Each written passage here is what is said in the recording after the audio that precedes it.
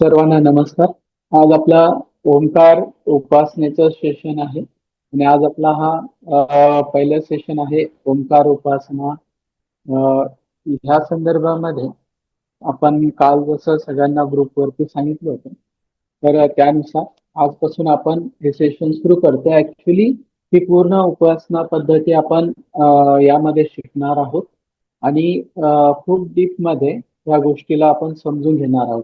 कारण की आपल्या आध्यात्मिक जे आपलं जर्नी आहे, आध्यात्मिक जो आपल्याला विकास करायचा आहे प्रत्येक व्यक्तीला, तर त्या विकासामध्ये जे बेसिक गोष्टी असतात, त्या बेसिक गोष्टी जर आपल्याकडे नसतील तर आपला जो सगळा प्रवास आहे हा एक प्रकारे अंधाधुंद होत जातो आणि कुठेही कुठलाही रिझल्ट न आल्याने मग व्यक्ती कुठेतरी निगेटिव्ह होते किंवा त्याचा अध्यात्माकडे बघण्याचा एक दृष्टिकोन थोडासा बदलतो.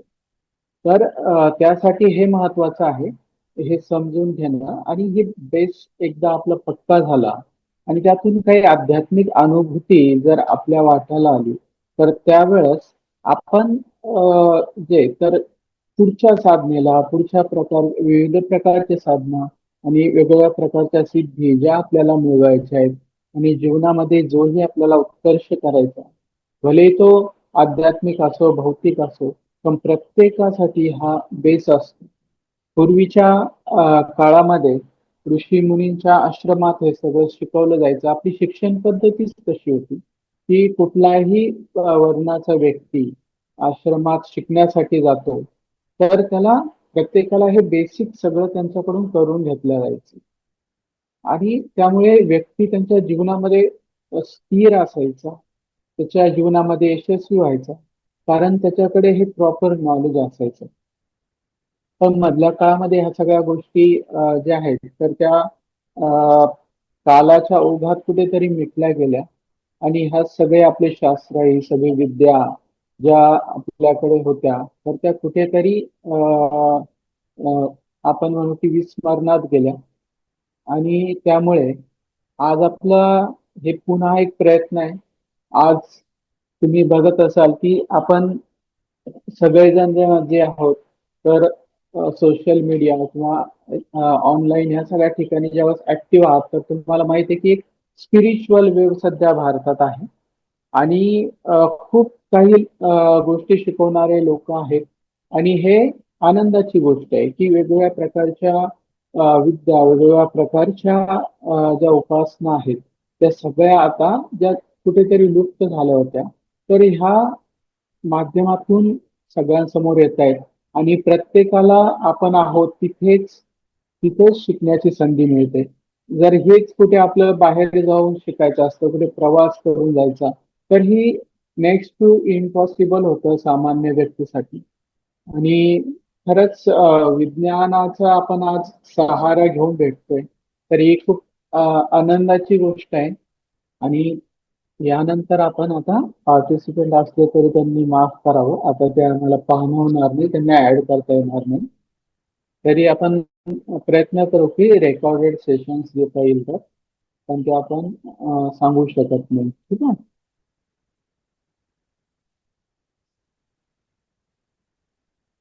तर आपला जो आजचा विषय आहे ओंकार उपासना. ओंकार उपासनाच का, असा बऱ्याच जणांना प्रश्नही असेल.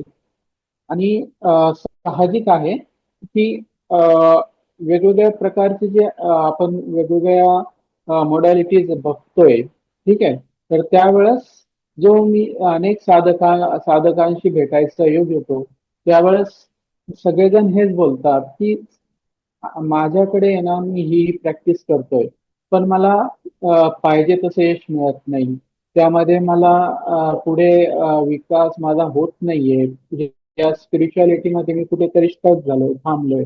त्याचं कारणच हे की आपला बेस जो असावा तो तसा नाहीये. ठीक आहे.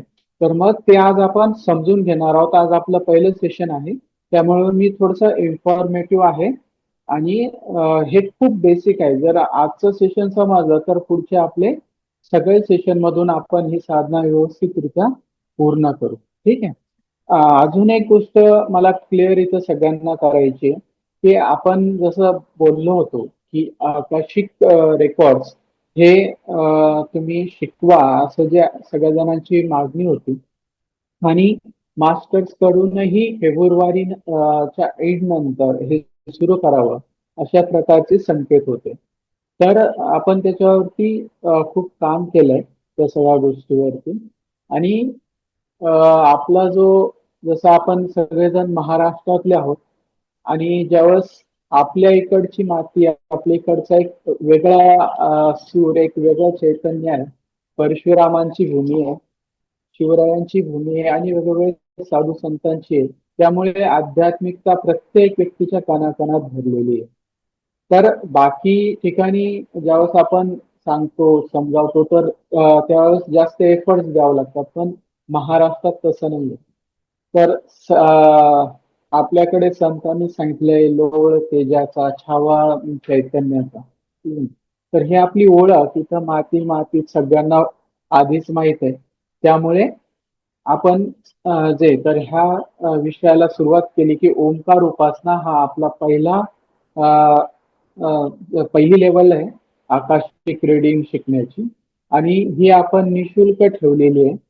याच्यासाठी की प्रत्येक साधकाला अधिकार आहे की त्याचा मिनिमम बेसिक तो त्याला मिळाला पाहिजे आणि ते सगळ्यांना निशुल्क मिळावं. त्यामुळे हे पहिली जी लेवल असते आकाशिक रीडिंगची तर तीच तिला आपण ओंकार उपासना नाव देऊन ही पहिली लेवल सगळ्यांसाठी ओपन ठेवलेली आहे. तर आजपासून आपण या गोष्टीला सुरुवात करतो. तर सगळ्यांचे मी परत एकदा खूप मनापासून स्वागत करतो की ईश्वरानेच तुम्हा सगळ्यांना निवडलेलं आहे आणि आपल्याला महाराष्ट्राच्या कानाकोपऱ्यापर्यंत ही सगळी विद्या घेऊन जायची आणि त्यासाठी ज्यांनाही शक्ती निवडेल, ज्यांनाही ते साधन बनवण्याची तिची इच्छा असेल ते सगळे व्यक्तीही जोडले जातील आणि तुमच्या सगळ्यांच्या मार्फत पुढे पुढे ही गोष्ट जी आहे तर प्रत्येक व्यक्तीपर्यंत जाईल हा आमचा दृढ विश्वास आहे आणि ह्या सगळ्या प्रास्ताविक करण्यामागे हा भाव समजावा सगळ्यांना या मागचा भाव काय आहे तर ते सांगणे आवश्यक होतं.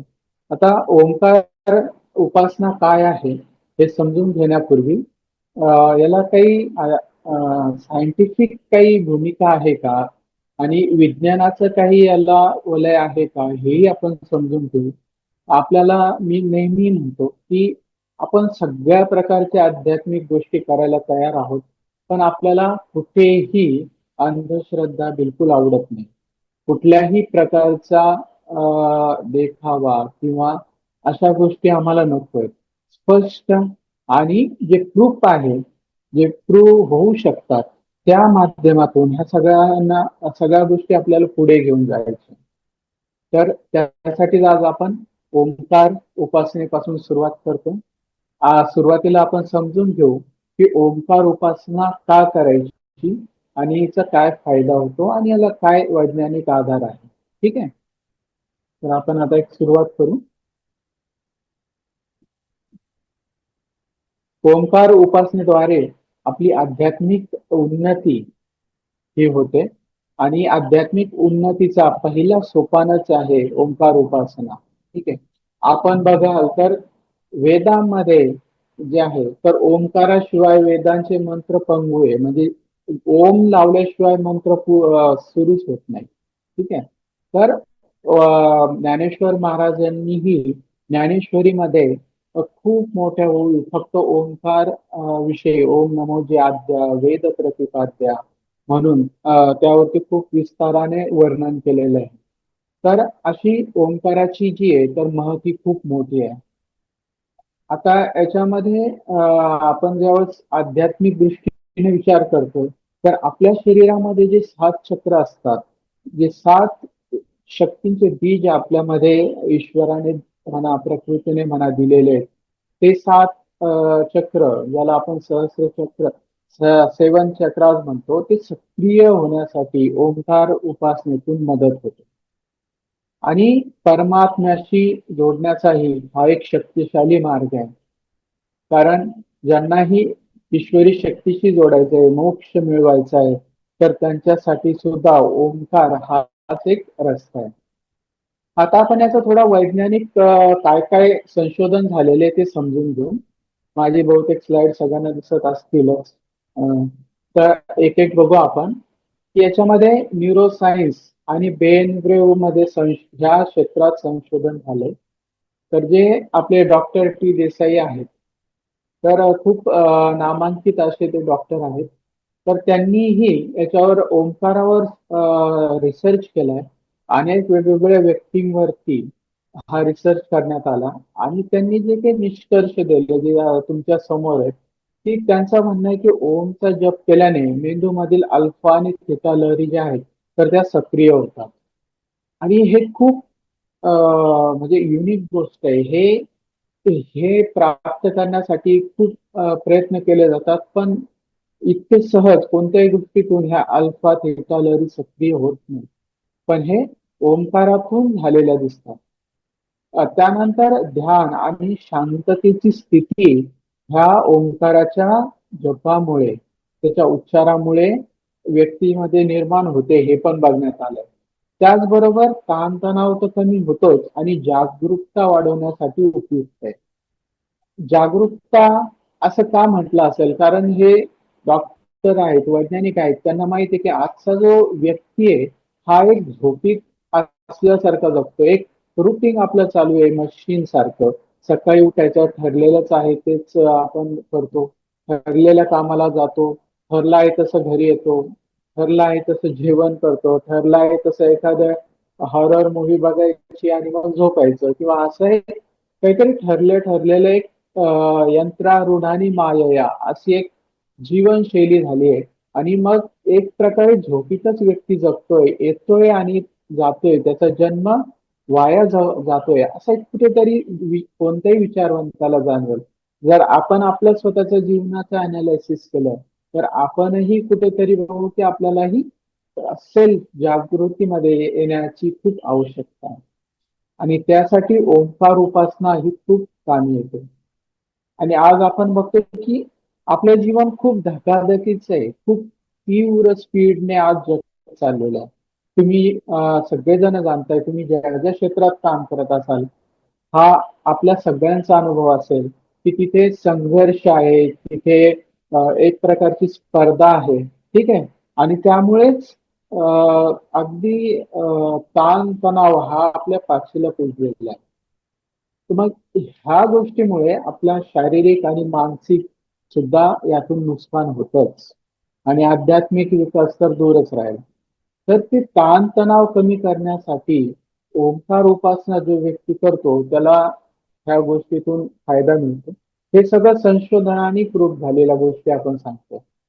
पुढचा आहे की ओंकार आणि स्वायत्त मज्जा संस्था यांच्यावरती काय प्रभाव होतो याच्यावर सुद्धा संशोधन करण्यात आलं होतं.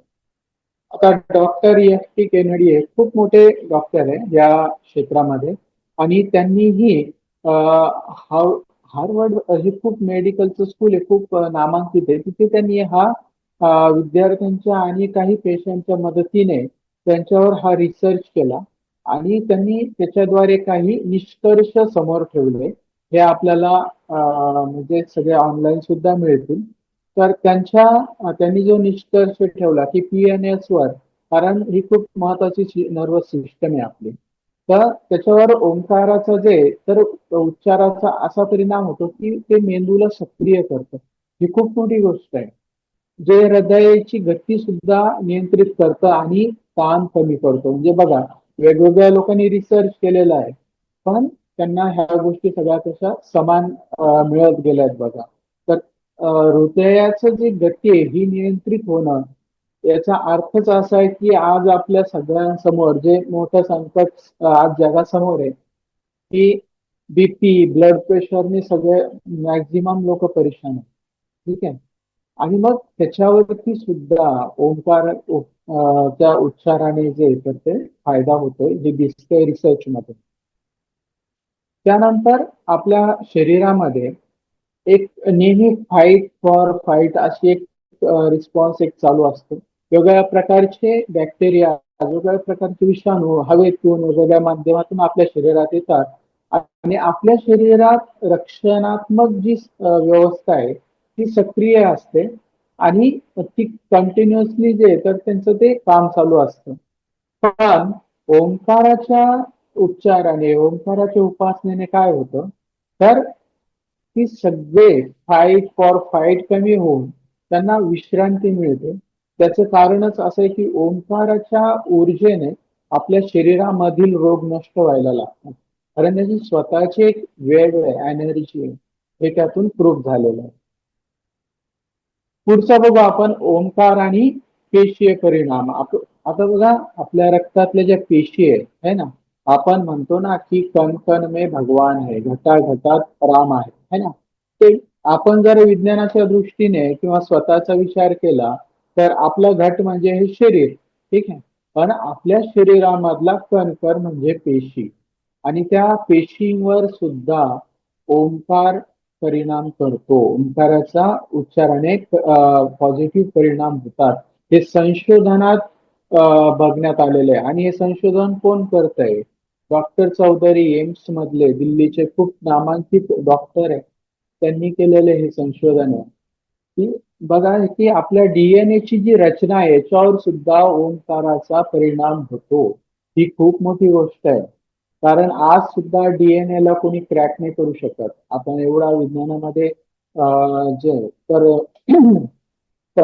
विकास करतोय.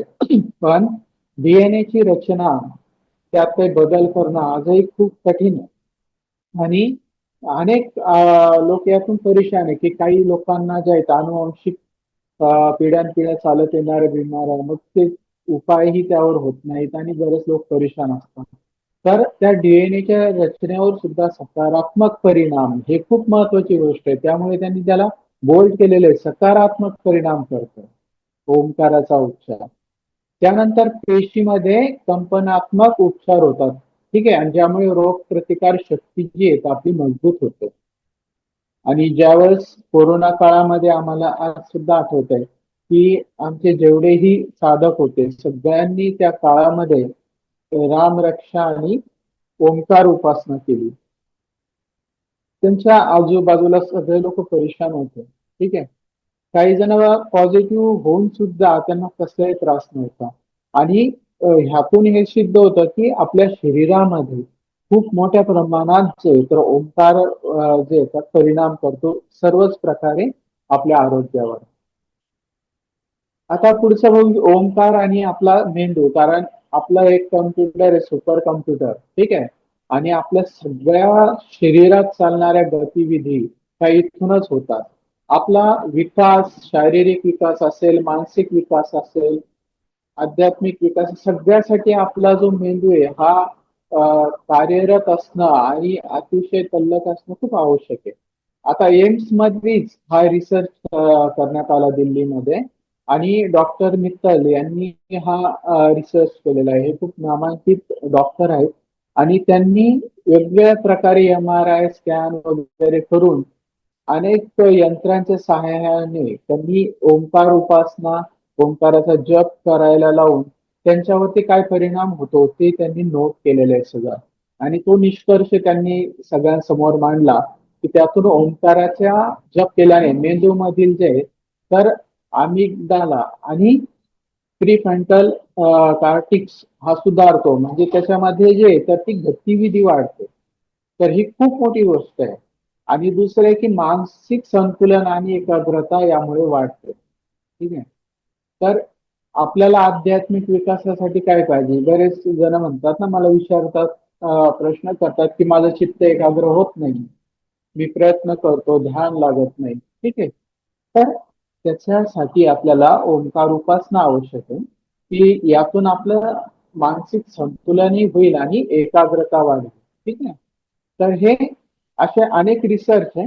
मी तुम्हाला सांगत बसलो तर खूप वेळ आपला त्यामध्ये जाईल.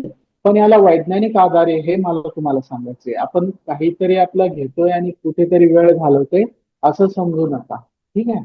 तर त्यासाठी आपण याला वैज्ञानिक आधार काय ते सुद्धा थोडस बघितलं. एक लास्ट परत एक घेऊ की ओंकाराचं कंपन आणि त्याचा मुळे होणारे परिणाम, त्याच्यावर रिसर्च खुद नासाने केलेला आहे. आता बेल लॅब्स मधील वैज्ञानिकांनी याच्यावर रिसर्च केला आणि त्यांनी जे निष्कर्ष मांडलेले आहेत, तर हे निष्कर्ष आज सुद्धा त्यांच्या वेबसाईटवर आहेत.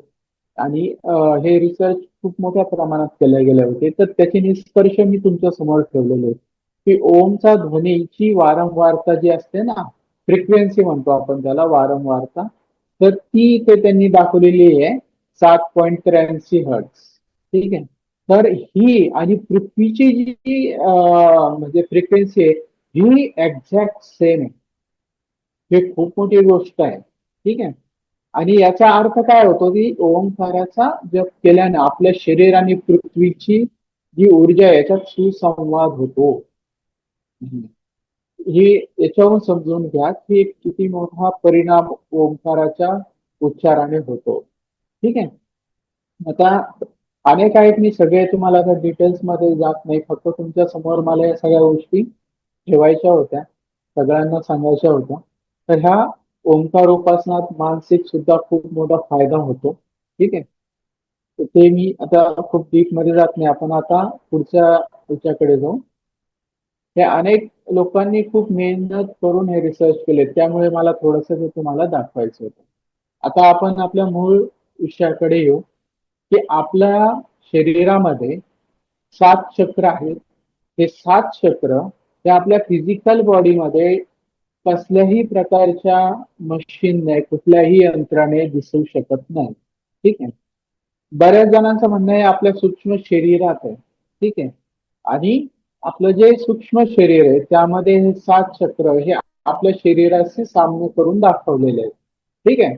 पण असं काही समजण्याची आवश्यकता नाही, कारण आपलं सूक्ष्म शरीर मुळे आपल्या शरीराशी जोडलेलं आहे. ज्यावेळेस आपलं सूक्ष्म शरीर ह्या बॉडीमधून निघतं त्यावेळेस आपण मृतच झालेलो असतो. ठीक आहे. तर आपल्या शरीरामध्ये हे जे 7 चक्र आहेत आणि ते कोणत्या स्थानावर आहेत हे तुमच्या समोर इथे आपण ठेवलेलं आहे. आणि खूप सुंदर अशा इमेज मधून इथे दाखवलेले आहे ज्ञानेश्वर महाराजांचा जो सुंदर अशी योगिक मूर्ती आहे. आणि त्यामध्ये सुद्धा आपल्याला 7 चक्र आणि आपली कुंडलिनी शक्तीचं प्रतीक तो सर्प आपल्याला दाखवलेला आहे. वास्तविक आता त्यामध्ये ज्यावेळेस आपण ओंकार उपासना करतो त्यावेळेस हे प्रत्येक चक्र जे आहे आपलं, तर हे सक्रिय व्हायला लागतं. मग याचं कारण का, हे कशाहून समजलं जातं, तर आपल्या शरीरात हे 7 चक्रांचे बीज जन्मताच पेरलेले आहेत. पण त्या बीजांना खत पाणी मिळत नाही आणि त्यामुळे त्यांचं पोषण होत नाही आणि परिणामी आपले 7 चक्र जे आहेत ते एकतर जागृत नाहीत किंवा जागृत आहेत तर ते इनबॅलेन्स आहेत. ठीक आहे. तर मग अशा वेळेस आपल्या शरीरातच नाही तर आपल्या जीवनात वेगवेगळ्या प्रकारच्या समस्या निर्माण होतात. जसं एकच उदाहरण घेऊ आपण, मूलाधार चक्र. हे मूलाधार चक्र जर इनबॅलेन्स असेल तर काय होईल? मूलाधार चक्र जर इनबॅलेन्स असेल, ठीक आहे, आणि किंवा त्यामध्ये काही दोष असेल, तर आपलं जे भौतिक जीवन आहे, आर्थिक, जे आर्थिक दृष्टीने परेशान आहेत खूप लोक, ते जॉब असला टिकत नाही, धंदा करतात फेल होतो. ठीक आहे. किंवा नियमित आर्थिक विवंचनेमध्ये असतात. ठीक आहे. तर हे सगळ्या गोष्टी कशामुळे होतात? आपलं मूलाधार चक्र इनबॅलेन्स आहे. त्यानंतर मूलाधार चक्र इनबॅलन्स असल्यामुळे काय होतं, तर संबंधामध्ये परिणाम म्हणजे वेगवेगळ्या प्रकारचे परिणाम येतात. पती पत्नीमध्ये पटणार नाही. ठीक आहे. दुरावा निर्माण होतो. याचं कारण काय? मूलाधार चक्र इनबॅलन्स आहे. ठीक आहे. अनेक प्रकारचे म्हणजे पती पत्नीक उदाहरण दिलं, त्यामध्ये माता पिता मुलं असतील, ठीक आहे, आई वडिलांशी संबंध आहे, पती पत्नीचा संबंध आहे, वेगवेगळ्या प्रकारचे जे आपले संबंध आहेत हे इनबॅलेन्स झाल्यामुळे आपलं सगळं भौतिक जीवन जे हे मूलाधार चक्र, मूलाधार चक्र काय, त्याला रूट चक्र का म्हणतात, हे पृथ्वीशी संदर्भात चक्र आहे आणि हे आपल्या जीवनाशी जोडलेलं चक्र आहे. ठीक आहे. तर आणि आपली जी कुंडलिनी शक्ती आहे ह्या चक्राच्या वरतीच विराजमान आहे, थोडीशी वर, ठीक आहे. आणि मग हे चक्राचं महत्व यावरून आपल्याला लक्षात येतं. हे सगळे सांगत बसणार नाही, पण हे समजून घ्या की आपले चक्र आपल्या जीवनावर काय परिणाम करतात. ठीक आहे. तर हे सगळे चक्र जर आपल्याला जागृत करायचे, त्यांना जर आपल्याला बॅलन्स करायचे, तर त्यासाठी ओंकार उपासना एक चांगला रस्ता आहे. ओंकारामध्ये ओंकार हे मुळातच बीज मंत्र आहे. ठीक आहे. ओम हा बीज मंत्र आहे. ऐं ह्रीं क्लीं वगैरे जे बीज मंत्र आहे, जे एकच अक्षर स्वतःमध्ये मंत्र असतो आणि त्याला बीज मंत्र म्हणतात. बीजचा अर्थ काय? बीजचा अर्थ असा आहे की ते छोटस बीज आहे, दिसायला तुम्हाला असं छोटस दिसेल, पण त्याच्यामध्ये एक मोठा वटवृक्ष लपलेला आहे. जर आपण त्याला पेरलं, त्याला खत पाणी दिलं, तर त्याचा एक मोठा वृक्ष होणार आहे. ठीक आहे. म्हणजे ही त्याच्या शक्ती, म्हणून त्याला आपण बीज मंत्र म्हणतो, की ह्या बीज मंत्रामध्ये इतकी शक्ती आहे. मग हे जे ओंकार आहेत त्याच्यामध्ये 3 मात्रा आपल्याला दिसतात, पण ऍक्च्युली 3.5 मात्रा आहेत. तर अ, उ आणि म ह्या 3 मात्रांनी स्पष्टपणे दिसणार आहेत आणि अर्धी मात्रा लुप्त आहे. ठीक आहे. तर हे सगळे आपल्याला इथे ओंकार उपासनेमध्ये हे जागृत होत आहे. 1 मिनिट घेतो.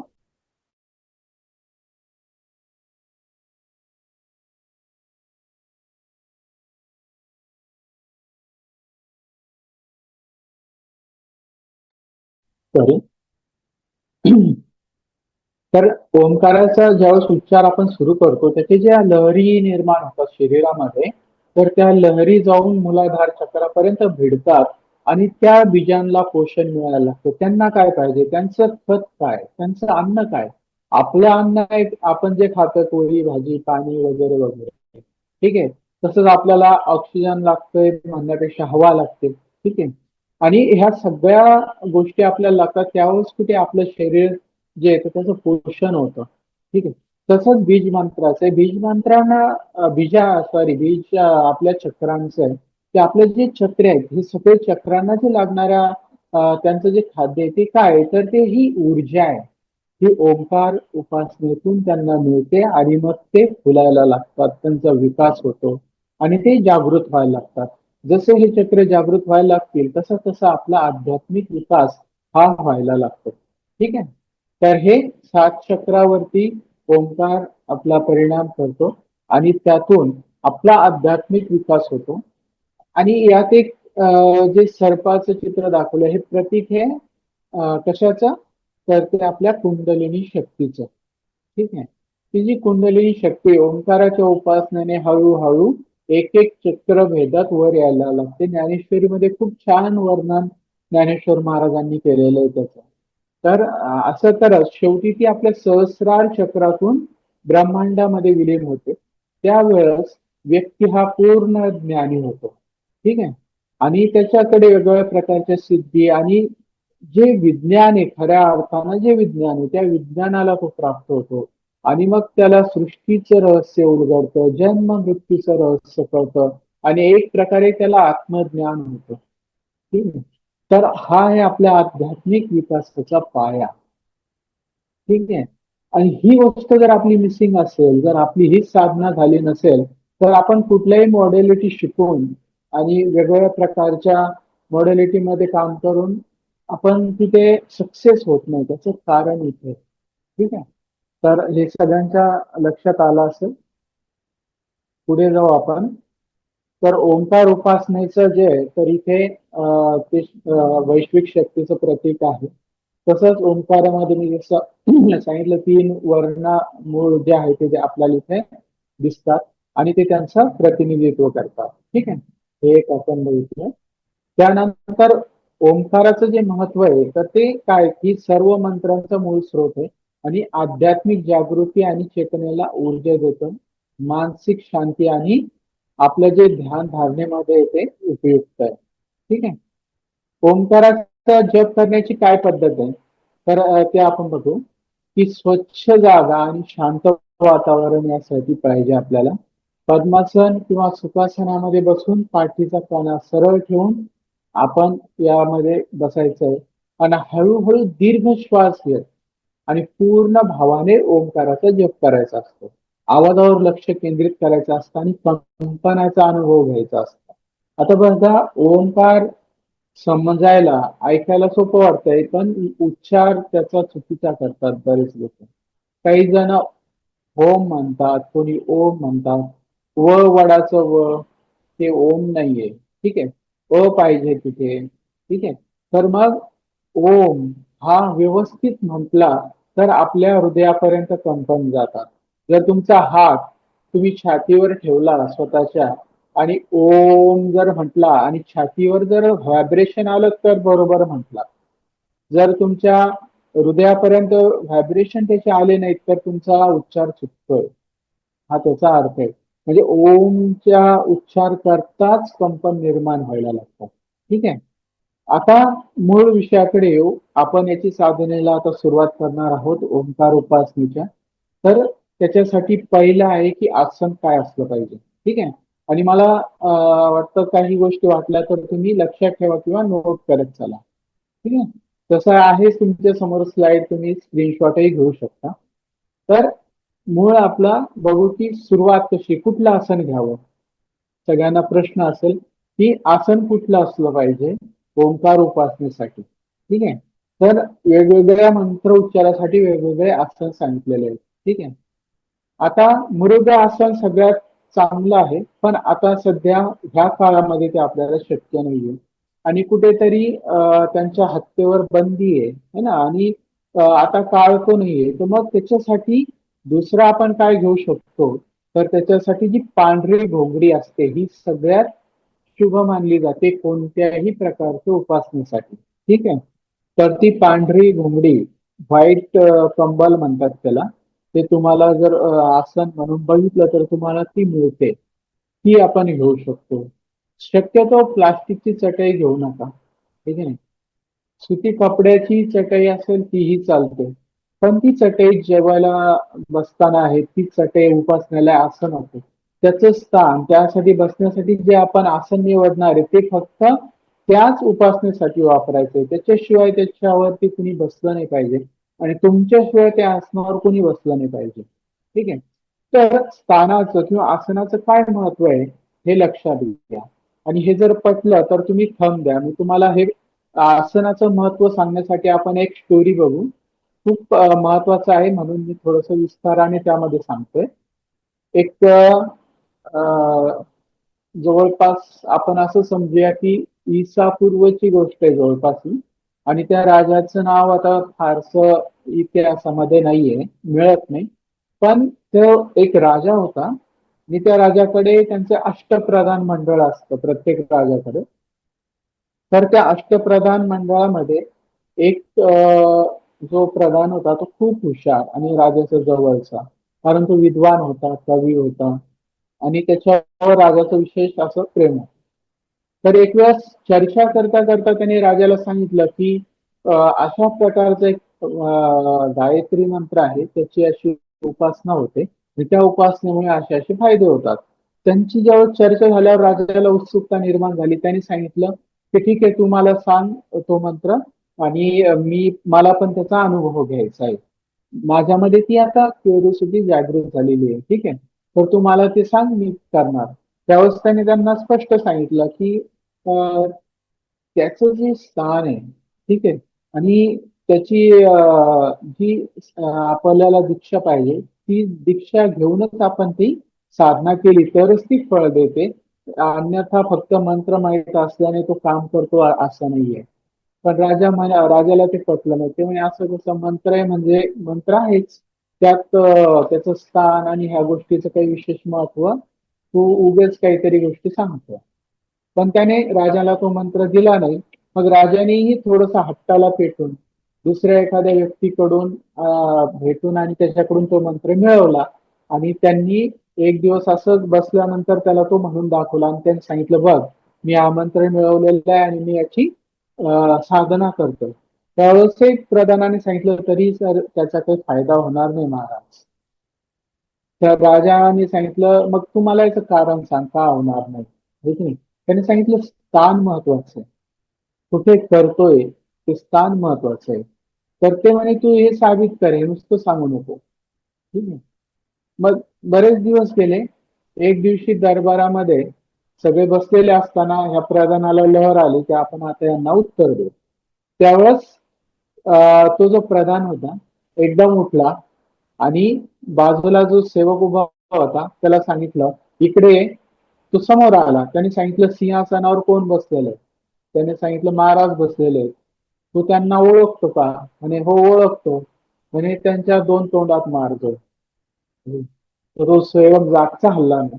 त्याला त्यांनी 2 वेळेस 3 वेळेस सांगितलं की त्यांच्याकडे जा आणि त्यांच्या दोन थोबाडीत मार. पण तो सेवक गेला नाही. तर राजाला स्वतःचा हा अपमान वाटला. राजाने लगेच तिथं बसून सांगितलं सेवकाला की याच्या दोन तोंडात मारतो. तो सेवक ताबडतोब आला आणि त्यांनी प्रधानाच्या तोंडात मारण्यासाठी बाहेर गेला, सगळ्या अशा मागं केल्या. त्यावेळेस त्याचे हात प्रधानाने पकडले आणि महाराजांना सांगितलं की महाराज आता तुम्हाला उत्तर मिळालं का? ते म्हणे कसलं? की स्थानाचं महत्व. म्हणजे मंत्र तोच आहे की याच्या दोन तोंडात मार. पण मी तो 3 वेळेस म्हटला तरी परिणाम झाला नाही. पण तुम्ही एकदाच सांगितलं आणि याने हा लगेच मला मारायला आला. त्याचा अर्थ काय की स्थानाला महत्व आहे. ठीक आहे. कुठे बसतोय, कुठून बोलतोय, है ना? तर ह्याला खूप महत्व आहे आणि त्यामुळे हे साधने त्याचं महत्व आहे. सगळ्यांना ही गोष्ट जर पोहोचली असेल तर थंब द्या, म्हणजे मलाही समजेल की सगळ्यांपर्यंत प्रॉपर ही गोष्ट सगळ्यांना समजली आहे आणि स्थानाचं महत्व, आसनाचं महत्व आपल्याला त्यातून कळलं असेल. सगळ्यांना ही गोष्ट समजली आहे. आता आपण आसनाविषयी क्लिअर केलेलं आहे. शेवटी आपण प्रश्न उत्तर घेणार आहोत, त्यामुळे सगळ्यांना नंतर अनम्यूट करणार आहे मी. सध्या आपण फक्त गोष्ट समजून घेऊ, कारण वेळ कमी राहिलाय. तर आसन असलं पाहिजे आणि आसन साधण्यासाठी जे निवडाल ते वेगळं स्वतःसाठीच असलं पाहिजे, त्यावर दुसरं कोणी बसू नये. ही गोष्ट प्रत्येक गोष्टीसाठी लागू होते. जर आपण जप करत असलो तर आपली माला दुसऱ्यांनी घेऊ नये, त्यांनी त्यातून जप करू नये. ठीक आहे, ज्याची माला त्यांनीच वापरावी हे असतं. तसंच आसनाचं सुद्धा आहे साधनेसाठी. ठीक आहे. तर हे झालं आपलं आसनाविषयी. आसन शुद्धता, स्वतःची शुद्धता करणं आवश्यक असतं. त्यासाठी एक मंत्र असतो आणि त्याची एक पद्धत असते. स्वतःच्या भोवती सुरक्षा कवच निर्माण करायचं असतं आणि त्यानंतर साधनेला सुरुवात करायची असते.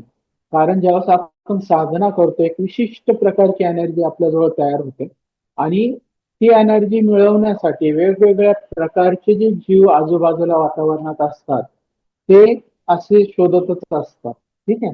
मग ते तुमच्या साधनेचं फळ घेऊन जातील, तुम्हाला मिळणार नाही. कारण तुम्ही स्वतःला काही कसल्याही प्रकारचं बंधन केलेलं नाहीये. ठीक आहे.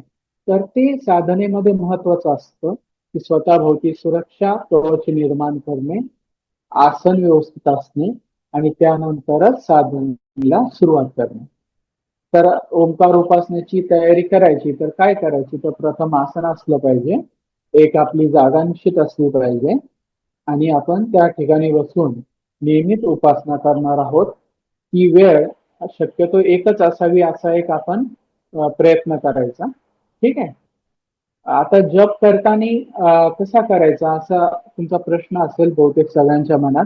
तर एक मुख जप असतो, मानसिक जप, तो या ठिकाणी आपल्याला नाही करायचा. ठीक आहे. मोठ्याने जप केला जातो. तर खूप मोठ्यानेही करायचं आपल्याला नाहीये. ठीक आहे. त्यात सामूहिक जप पण असतो, जे आपण असं सगळे मिळून करणार आहोत नंतर, तो एक प्रकार त्यात असतो. तर आपल्याला जे तकलीफ म्हणजे स्वतःसाठी स्वतःला ऐकू येईल अशा प्रकारे जप करायचा आहे. तर ते एक लक्षात घ्यायचं. आता आपण जी समोर इमेज बघतोय अशा प्रकारची तुम्ही फोटो बऱ्याच ठिकाणी बघितले असेल. ज्यांना खूप सिरियसली ही साधना करायची त्यांना अशा प्रकारची एक इमेज, एक फोटो मिळतो. तोही समोर ठेवून तुम्ही त्याच्यावरही चित्त एकाग्र करू शकता. त्याची एक पद्धत असते की त्याच्या बाहेर किती आवरण आहेत, बाहेर बाहेर बाहेर असे वलय दिसतात आपल्याला, आहे की नाही? तर शेवटच्या वलयापासून सुरुवात करत करत करत लक्ष केंद्रित करत मध्ये यायचंय ओंकाराकडे, है ना? असं अशी एक पद्धत असते. तर ती आपण त्याच्याकडे बघून सुद्धा ती आपल्याला करावी असं सुद्धा एक असतं. ठीक आहे. तर हे झालं एक थोडक्यात सगळी गोष्ट मी तुम्हाला समजून सांगितली आजची. ठीक आहे. मी माझं आता प्रेझेंटेशन इन केलंय आणि आता मी सगळ्यांना अनम्यूट करणार आहे. ज्यांनाही बोलायचं असेल ना तर स्वतःला अनम्यूट करू शकता आणि बोलू शकता. तुम्ही अनम्यूट आहे पण तुमचा आवाज येत नाहीये. मला म्हणायचं होतं जी ओमकार साधनेसाठी जी तुम्ही प्रतिमा दाखवली आहे, हम्म. तर ती प्रतिमा ज्यांना घ्यायची असेल त्यांना कशी अवेलेबल होईल? मी शोधली पण मला काही सापडली नाही ती कुठं. तर त्याची मार्केटमध्ये असतं जिथे फोटोज वगैरे मिळतात ना, हं, हं, जिथे आपण वेगवेगळ्या देवी देवतांचे फोटो घेतो बघा, त्यांना जर हं, तुम्ही ती इमेज दाखवली ना तर ते प्रोव्हाइड करतात. हम्म. म्हणायचं होतं की ओमकार साधना सकाळी करावी ही तर उत्तम वेळ आहेच. पण हम्म. समजा शांत असल्यावर कोणी नसल्यावर जेवण जर झालेलं असलं तर ओमकार साधना करायला चालते का? शक्यतो रिकाम्या पोटी करायची. ठीक आहे. हं, हं, त्याचा कारण जो साधक आहे त्याच्यासाठी गीतेमध्ये काय नियम सांगितलेले भगवद्गीतेमध्ये आहे की नाही, हं, की तो मिताहारी असावा. मिताहार म्हणजे काय? हं, हं. जेवण फुल अगदी गळ्यापर्यंत भरून खाणारा साधक होऊ शकत नाही. ठीक आहे. हो, हो. त्याच्याकडून कधीच साधना होणार नाही. हं, जिभेवर नियंत्रण पाहिजे. थोडीशी भूक शिल्लक ठेवायची साधकाने. ठीक आहे. आणि हं. जेवणाच्या नंतर म्हणजे जेवण झाल्यानंतर शक्यतो 2-3 तासाच्या नंतर करायला पाहिजे. जप कसा करायचा तर आपण ते प्रॅक्टिकलच करणार आहोत अनघाताई. त्याच्यामध्ये काय आहे, जप करताना आपली एक पद्धत आहे. त्याच्या आधी सगळ्यांना मंत्राची दीक्षा घेणं आवश्यक आहे. ठीक आहे. तर ओंकाराची जी दीक्षा आहे ती आपण देऊ त्यावेळेस आपल्याला जे तर ते जप करताना काही पद्धती असतात. 3 वाणी आहेत आपल्या. ठीक आहे. तर आपल्याला हळूहळू वैखरी वाणी जी आपण तोंडाने बोलतो आहे की नाही, मध्यमा जी असते आपल्या हृदयापाशी जी असते है ना, अनाहत नाद जिथे होतो हा आपला हृदय, तिथे एक वाणीचं केंद्र आहे. आणि जी नाभीमध्ये असते ठीक आहे तिला परा म्हणतात. ठीक आहे. तर परावाणीतून जो जप होतो तर तो एक जप आपल्या मुखाने केलेल्या 1000 जपासारखा असतो है ना. हृदयामध्ये म्हणजे कंठापासून जो जप होतो आणि हा आपण करू शकत नाही असं नाही ठरवणार आपण परावाणीतून जप करणार. त्याची एक साधना एक सिक्वेन्स आहे आपण तुम्हाला घेऊन जाऊ तसं. ठीक आहे. तर ती त्या पद्धतीने तुमचं सुरुवातीला मुखातून सुरुवात होईल आणि ह्याच क्लासेसमध्ये तुम्ही स्वतः सांगाल की आता माझा हृदयापासून जप सुरू झाला आणि त्यानंतर शेवटला आपण परावाणीपर्यंत पोहोचू. ठीक. ठीक अजून कोणाचा आहे. काही प्रश्न आहे का? हा बोला. तर तुमचे खूप धन्यवाद. तुम्ही ओंकार साधना सुरू केली आमच्यासाठी. तर आम्हाला खूप त्याची इच्छा होती शिकण्याची. पण हे शिकवणं म्हणजे शिकवणारे टीचर्स नाही मिळत, है की नाही? तर तुम्ही ते केलंय. नाही ठीक आहे. थँक्यू. पण वास्तविकतेमध्ये जे आहे तर मी काही करत नाहीये असं मी समजतो. आपल्याला प्रकृतीने निवडलं आणि आपल्याद्वारे ही प्रकृतीला काही करून घ्यायचंय. त्यामुळे आपणही तुम्हीही सगळेजण जे आहात ते खूप महत्वाचे व्यक्ती आहात त्यामुळे तिथे जॉईन आहात. ठीक आहे. हं, आपण सगळेच महत्वाचे आहोत आणि सगळ्यामध्ये ती शक्ती आहे. आणि मला जे जेही येतं तसंच सगळ्यांना यावं, तसंच प्रत्येक व्यक्ती असावा हेच आपलं स्वप्न आहे. आणि तोच आपल्याला मास्टर्स कडूनही जे तर तेच संकेत आहेत आणि ते आपल्याला करायचंय. आणि महाराष्ट्राच्या भूमीमध्ये ये मराठीची ये नगरी ब्रह्मा विद्येचा सुकाळू करी हे ज्ञानेश्वर महाराजांची जी प्रार्थना आहे है की नाही, तर त्यात आपण छोटासा खारीचा वाटा उचलायचा.